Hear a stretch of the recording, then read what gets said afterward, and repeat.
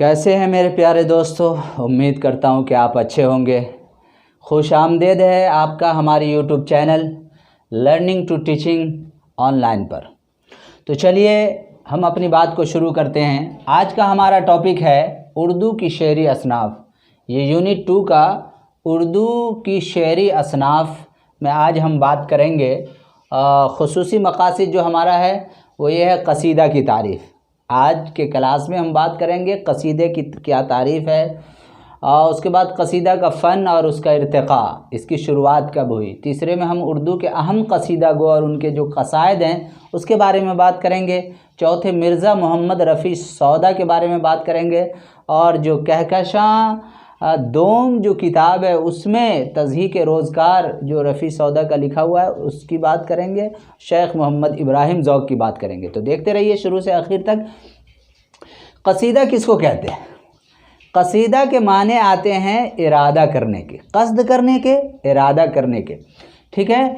और एक जो लुग़वी माने हैं इसके कसीदा के वो सतर के माने आते हैं, गाढ़ा करने के माने में आते हैं। तो बहरहाल ये है। लेकिन आपको अल्ताफ़ हुसैन हाली ने जो कसीदा की तारीफ़ की है वो बहुत ही बेहतरीन और जामे है। कहते हैं कि ज़िंदों की तारीफ़ को कसीदा कहा जाता है। ज़िंदों की, जो आदमी ज़िंदा है उसको खुश करने के लिए, उसकी अच्छाई या बुराई बयान करने के लिए जो अशार की सूरत में जो नज़्म कहा जाता है उसी को हम कसीदा कहते हैं। यानी ज़िंदों की तारीफ़ को कसीदा कहते हैं। और मुर्दों की तारीफ़ को, जिसमें तअस्सुफ़ यानी अफसोस हो, हाय वो मर गए, वो कितने अच्छे आदमी थे, उनका ये काम था, उनका ये काम था, तअस्सुफ़ शामिल होता है, उसको मरसिया कहते हैं। ये मुक़द्दमा शेर व शायरी में अल्लामा अल्ताफ़ हुसैन हाली ने मुक़द्दमा शेर व शायरी में ये तारीफ़ किया कसीदा की कि ज़िंदों की तारीफ़ को कसीदा कहते हैं और मुर्दों की तारीफ़ को मरसिया कहा जाता है। अब देखिए इस्तिलाह में क्या कहते हैं। इस्तिलाह में कसीदा उस मुसलसल नज़्म को कहते हैं जिसके पहले शेर के दोनों मिसरे और बकिया अशार के दूसरे मिसरे हम काफ़िया और हम रदीफ़ हो, और जिसमें यानी जिस शेर में मदह यानी तारीफ़ या ज़म या बुराई, वाज़ और नसीहत हो या मुख्तलिफ़ कैफ़ियत व हालात का बयान हो, इसको हम कहेंगे कसीदा। आप ये देख लिए ये तारीफ़। तो अब देखिए हमने मिसाल यहाँ रखा, जैसे जो है तज़हीक़ रोज़गार का ये शेर है जो कहकशां दोम में, जो 12वां में ये किताब चलती है, स्टेट में भी ये सवालात आपसे पूछे जाएंगे तो पूछे जा सकते हैं।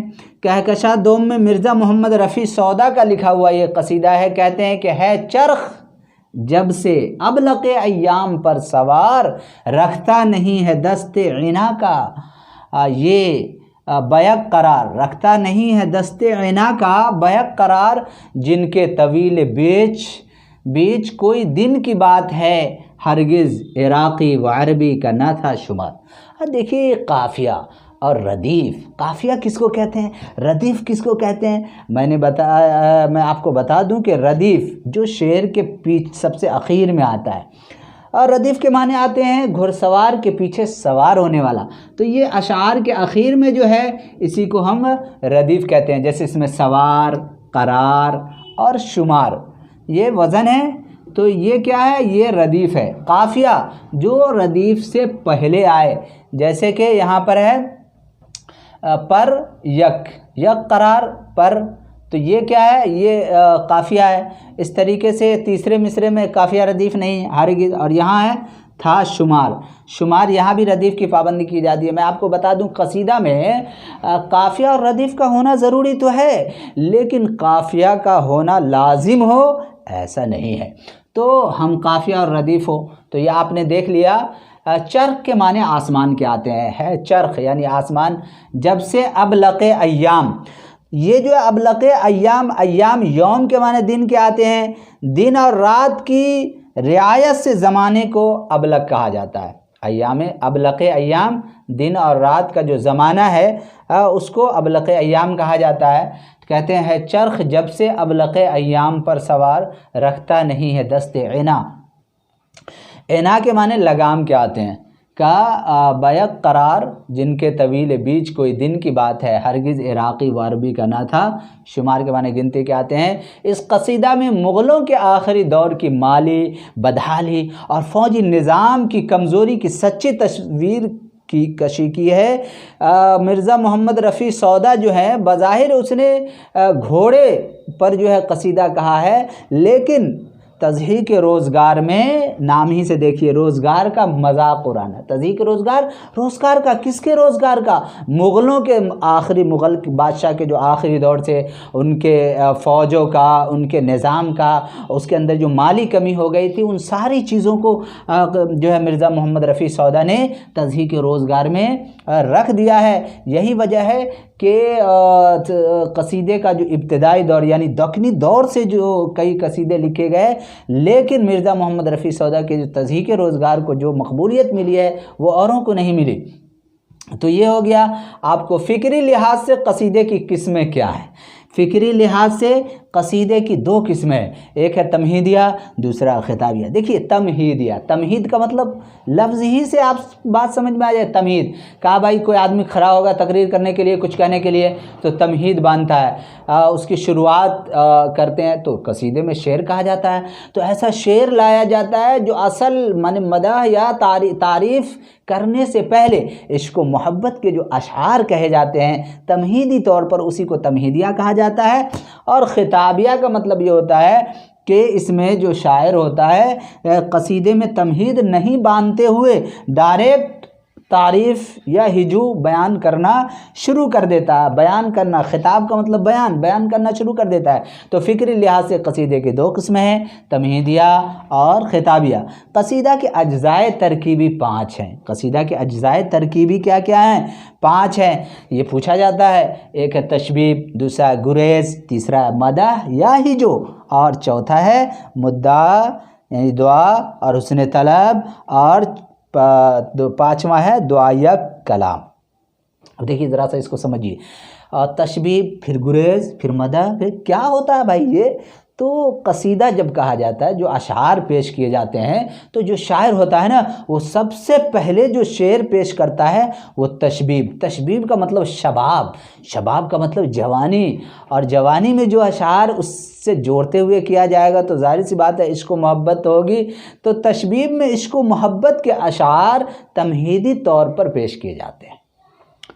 मदह से पहले जो चीज़ भी शायर कहना चाहता है उसको तमहीद जब बांधता है तो उसमें इश्क व मोहब्बत के अशार जो कहे जाते हैं उसी को तशबीब कहा जाता है। यानी मतला, कसीदे का जो मतला पेश किया जाता है, पहले 2 शेर 4 शेर जो पेश किए जाते हैं वो तशबीब के तौर पर पेश किए जाते हैं, उसी को तशबीब कहा जाता है। और गुरेज़ किसको कहते हैं?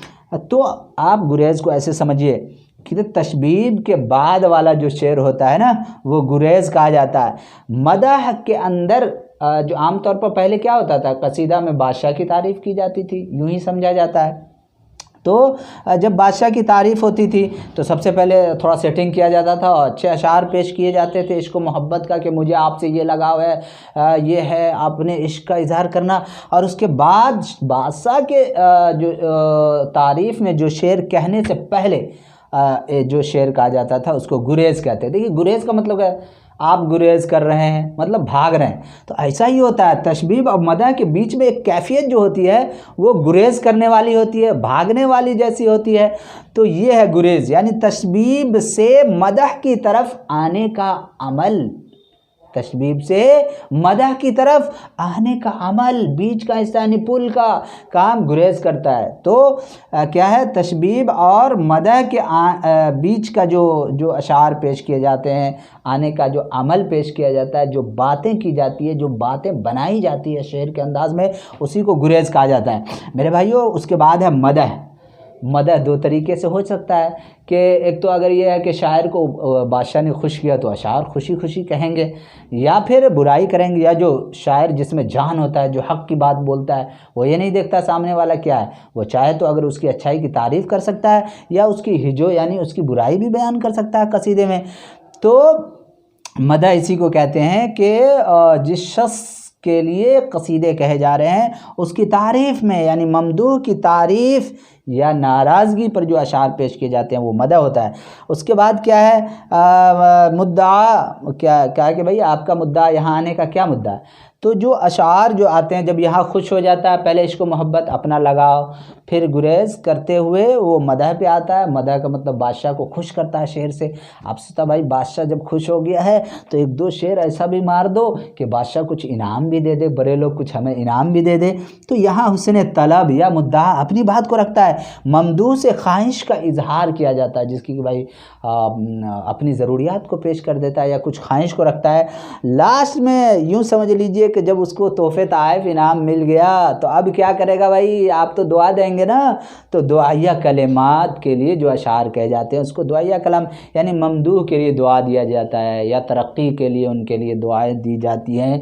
तो ये आपने देखा कसीदे की तारीफ़ में, कसीदे का लग़वी माना इरादा करना, सतर गाढ़ा के माने तारीफ़ में, जिंदों की तारीफ़ को कसीदा उस मुसलसल नज़्म कहते हैं जिसके पहले शेर के दोनों मिसरे और बकिया अशार के दूसरे मिसरे हम काफ़िया हम रदीफ़ हो, और जिसमें मदह या ज़म हो या वाज़ो नसीहत हो या मुख्तलिफ़ कैफ़ियत व हालात का बयान हो।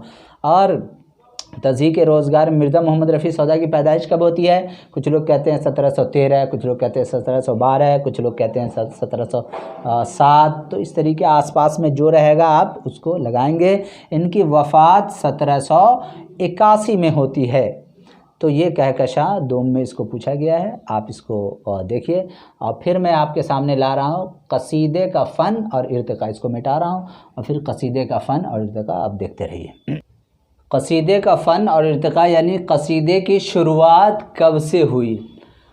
कहते हैं कि उर्दू में कसीदा निगारी की इब्तिदा दक्कन से हुई, दक्कन से हुई जो दक्षिण है, ठीक है। उर्दू में कसीदा निगारी यानी कसीदा लिखने की जो है और कहने की जो इब्तिदा शुरुआत हुई वो दक्कन से हुई। 1347 ईस्वी के बाद 1347 ईस्वी के बाद अहद बहमनी यानी बहमनी सल्तनत जो कायम हुई थी, मैंने बतलाया था आपको बहमनी दौर, और फिर उसमें 5 किस्में हुई थी। उसमें कुतुब शाही दौर था, आदिल शाही दौर था। तो क्या है, अहद बहमनी के बाद शोरा ने बुज़ुर्गान दीन की शान में कसायद लिखे। 1347 ईस्वी के बाद अहद बहमनी के बाद शोरा ने बुज़ुर्गान दीन की शान में कसायद लिखे। उसके बाद आदिल शाही सलातीन यानी बादशाहों की सरपरस्ती ने इस कसीदा को परवान चढ़ाया। अली आदिल शाह सानी के दरबार का मलिकुश्शोरा और दक्कन का सबसे बड़ा कसीदा गो शायर नुसरती ने कामयाब और बुलंद पाया कसीदे लिखे। यानी उर्दू की जो इब्तिदा हुई वो दक्कन से हुई, वो भी किस दौर में, अहद बहमनी दौर में। और उसके बाद जो है उसमें 5 सल्तनत जो है फिर तकसीम हो गई थी। तो कुतुब शाही दौर से पहले अली आदिल शाह का आदिल शाही दौर चला था। तो आदिल शाही दौर में जो है उनके बादशाह लोगों ने क्या किया, इस कसीदे के तो परवान इसको चढ़ाया। और दूसरा जो अली आदिल शाह सानी यानी आदिल शाह सानी के दरबार का जो मलिकुश्शोरा था, दक्कन का सबसे बड़ा कसीदा गो शोरी यानी नुसरती जो है किसके दरबार का शोरा था, अली आदिल शाह सानी का। उसने क्या किया, कामयाब और बुलंद पाए कसीदे लिखे।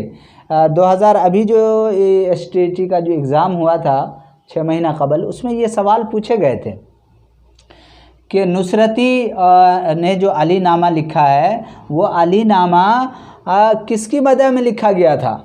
तो अली आदिल शाह सानी, ये सवाल पूछे गए थे, STT का ये सवाल है। तो देखिए नुसरती की पैदाइश 1600 में और वफ़ात 1674 में। नुसरती की जो 2 मशहूर जिसने जो है अपने नाम का डंका जो इस नुसरती का बोला जाता है वो इसी 2 किताब से इसको शोहरत मिली। एक है गुलशने इश्क और दूसरा है अली नामा। ये दोनों मसनवी है, किताब है गुलशने इश्क और अली नामा। ये किसका लिखा हुआ है, नुसरती का। नुसरती किस बादशाह के दरबार का मलिकुश्शोरा था, तो अली आदिल शाह सानी। अली आदिल शाह सानी ये किस सल्तनत से, तो आदिल शाही सल्तनत से इसका ताल्लुक़ था, दूसरे बादशाह। और इसके बाद जो सल्तनत कायम हुआ था वो कुतुब शाही दौर शुरू हुआ था। तो देखिए नुसरती में गुलशन इश्क में क्या है भाई, क्या लिखा हुआ है? तो मनोहर और मदमालती की अश्किया दास्तान है, इसमें इश्किया दास्तान है मनोहर और मदमालती की। आदिल शाह सानी की मदह के बाद कुछ मदह इसके अली आदिल शाह सानी की तारीफ़ में कुछ अशार कहे जाते हैं, उसके बाद इश्किया दास्तान शुरू होता है।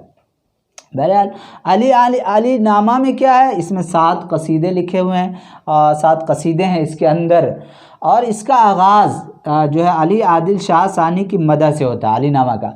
इसमें अली आदिल शाह सानी के दौर की तारीख़ है, अली ने जो लड़ाइयाँ लड़ी उसका तफसीली बयान है इस किताब के अंदर। तो ये है नुसरती का दौर। उसके बाद जो कुतुब शाही दौर आता है उसमें आपको मुल्ला वजी जो है वो मिलेंगे आपको, उसमें फिर जो है सबरस वग़ैरह उसमें लिखी जाती है। लेकिन इस दौर में ये गुलशन इश्क और अलीनामा और एक और किताब नुसरती की तारीख़ अस्कंदरिया, तो ये चीज़ें हैं। अब कहते हैं 2 मतलाओं के कसीदे को एक कसीदा कहा जाता है, जो पहला मतला दूसरा मतला 2 मतला भी है। तो 2 मतलाओं के कसीदे को ज़ू मतलाएन और 2 से ज़्यादा मतलाओं के कसीदे को ज़ुल मुताले कहते हैं। ज़ू मतलाएन 2 मतलाओं के कसीदे को, और 2 से ज़्यादा अगर होगा तो ज़ुल मताले उसको कहेंगे। कसीदे का सबसे अहम जुज़ जो होता है वो मदह ही होता है। तो तीसरा हमारा है कसीदा गो और उनके अहम कसायद। उर्दू के अहम कसीदा गो और उनके कसायद। कसीदा क्या क्या हैं? तो कसीदा गो में 2 मशहूर कसीदा गो हैं। एक का नाम मिर्ज़ा मोहम्मद रफ़ी सौदा है, और उसके बाद जो है शेख मोहम्मद इब्राहिम ज़ौक़ दूसरे नंबर पर आते हैं। मिर्ज़ा मोहम्मद रफ़ी सौदा की पैदाइश 1713-12 में दिल्ली में हुई, और इनका 1790 में इनका भी दिल्ली ही में जो है शेख मोहम्मद इब्राहिम ज़ौक़ की पैदाइश हुई। देखिए इसको मिर्ज़ा मोहम्मद रफ़ी सौदा को कसीदे का नक्काश अव्वल कहा जाता है। इससे पहले शायर ने भी, जैसा कि नुसरती वग़ैरह ने कसीदे कहे, उससे पहले बहुत शायर ने कसीदे कहे, लेकिन कसीदे के अंदर जो जान लाया, जिसने अरूज पर पहुंचाया, वो थे मिर्ज़ा मोहम्मद रफ़ी सौदा। इनका जो एक कसीदा तज़हीक रोज़गार, जिससे इनकी वजह से इनको काफ़ी शोहरत मिली, और ये बहुत ही मशहूर है तज़हीक रोज़गार। और एक कसीदा जो है देखिए ये है, हुआ जब कुफ्र साबित है वो तमगाई मुसलमानी, न टूटी शेख से जन्नार तस्बीह सुलेमानी। ये कसीदा हुजूर सल्लल्लाहु अलैहि वसल्लम की तारीफ़ में इन्होंने पेश किया था। हुआ जब कुफ्र साबित है वो तमगाई मुसलमानी, न टूटी शेख से जन्नार तस्बीह सुलेमानी। ये मिर्ज़ा मोहम्मद रफ़ी सौदा ने इसको हुजूर सल्लल्लाहु अलैहि वसल्लम की तारीफ़ में ये कसीदा पेश किया था। दूसरा जो इसका तज़हीक रोज़गार है, ये दर हिजू अस्पर अलमुसम्मा बिही तज़हीक रोज़गार, ये हिजोया कसीदा है, यानी घोड़े के पर्दे में मुग़लिया सल्तनत के ज़वाल को बताया गया है। घोड़े के पर्दे में मुग़लिया सल्तनत के ज़वाल को बताया गया है। इसके जो तसानीफ़ है इसके अलावा वो इबरतुल गाफिलीन, यानी फ़ारसी में 5 अबवाब पर मुश्तमिल है। मिर्ज़ा फ़ाखिर मकी पर इजहार ख़याल किया गया है इस किताब के अंदर, इबरतुल गाफिलीन के अंदर। एक अब देखिए ये जो ख़ाक़ानी हिंद, शेख मोहम्मद इब्राहिम ज़ौक़ को ख़ाक़ानी हिंद भी कहा जाता है। ये ख़िताब इनको बहादुर शाह ज़फ़र के दरबार में इनको जो है मिला था, ख़ाक़ानी हिंद को का ख़िताब। ये चूँकि बहादुर शाह ज़फ़र के उस्ताद थे, बहादुर शाह ज़फ़र जो मुग़ल का आखिरी बादशाह था, ये भी शेर कहते थे, और इसे शेख मोहम्मद इब्राहिम ज़ौक़ से मशवरा लिया करते थे। मौत से 3 घंटे पहले शेख मोहम्मद इब्राहिम ज़ौक़ ने एक शेर कहा था कि कहते हैं आज ज़ौक़ जहाँ से गुज़र गया, कहते हैं आज ज़ौक़ जहाँ से गुज़र गया, क्या खूब आदमी था खुदा मग़फ़िरत करे। देखिए शेख मोहम्मद इब्राहिम ज़ौक़ का जो कसीदा है, जो दर्जा 9 में दरख्शा में है, वो कसीदा ताले सदा मुसाइद व आलम सदा मोती, कौकब हमेशा यार तेरा यावर आसमां। क्या मतलब? ताले के माने आते हैं किस्मत के, किस्मत हमेशा, मसाद के माने मददगार, किस्मत हमेशा मददगार और दुनिया हमेशा फरमा बरदार। सितारा हमेशा, कौकब के माने सितारा, सितारा हमेशा यारो और तेरा यावर न मददगार आसमां। यानी ये कसीदा जो है बहादुर शाह ज़फ़र की शान में ये कसीदा इन्होंने कहा। देखिए ये चूँकि बहादुर शाह ज़फ़र के उस्ताद थे शेख मोहम्मद इब्राहिम ज़ौक़, और चूँकि बहुत सारे इनाम और एक ख़ुसूसी जगह इनकी थी, तो ये अक्सर जो है बहादुर शाह ज़फ़र की शान में कसीदा कहते थे। तो ये कसीदा बहादुर शाह ज़फ़र की शान में है। इसमें शानदार मुस्तक़बिल को बताया गया है बहादुर शाह ज़फ़र के लिए। दूसरा जो है ये भी बहादुर शाह ज़फ़र ही के शान में कसीदा कहा गया, वो ज़हे निशात अगर कीजिए इसे तहरीर। ज़हे निशात अगर कीजिए इसे तहरीर, आया हो ख़ामे से तहरीर नग़मे जाए सरीर। आया हो ख़ामे से तहरीर नग़मे जाए सरीर। ये भी जो कसीदा बहादुर शाह ज़फ़र की शान में कहा गया। एक और कसीदा है इनका, है मेरी आँख में अश्कों के तमाशा गौहर। है मेरी आँख में अश्कों के तमाशा गौहर, एक गौहर देखूं तो हूँ कितने ही पैदा गौहर। कभी कभी इम्तिहान में एक लाइन दे देगा, दूसरा लाइन दे दिया जाता, पूछा जाता है कि दूसरा इसका क्या लाइन होगा, किसकी शान में जो है ये कसीदे कहे गए, इस तरह के सवालात आते हैं, तो आप इसको जहन में रखेंगे। तो ये आज का हमारा क्लास कैसा लगा आप हमें हमारे कमेंट बॉक्स में ज़रूर लिख करके बताएं, और हमारे इस वीडियो को लाइक करना और सब्सक्राइब करना ना भूलें, ताकि जो है हम अपने लिए भी आपके लिए भी जो है इससे बेहतर वीडियो हम कोशिश करेंगे कि इससे अच्छे से अच्छे वीडियो हम आपके सामने लाएं। अगर कोई दिक्कत हो तो हमारा ये नंबर है 91 62 72 31 54, व्हाट्सएप नंबर पर भी आप मैसेज करके बता सकते हैं। तो इजाज़त दीजिए, अस्सलाम वालेकुम।